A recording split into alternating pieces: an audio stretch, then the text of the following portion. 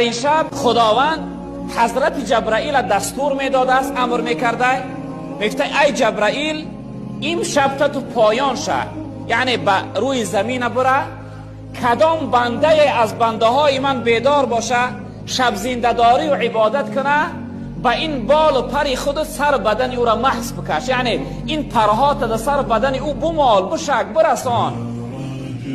جناب پیغمبر گفتن که حضرت جبرائیل پایان میشه و هر شخصیتی که عبادتگر است و شب زنده دار است، حضرت جبرائیل با اون بال و پرش سر بدن ای را محض میکشه.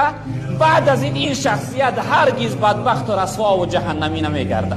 ببینه اینم یک بشارتی خوشی هست برای کی؟ برای شب زنده دارهای این شب.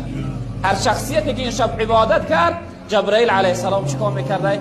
بال و پرش در سر بدن اون شخصیت میمالیده، میشکیده و این شخصیت ابدی دیگر بدبخت و خوار نمیشه.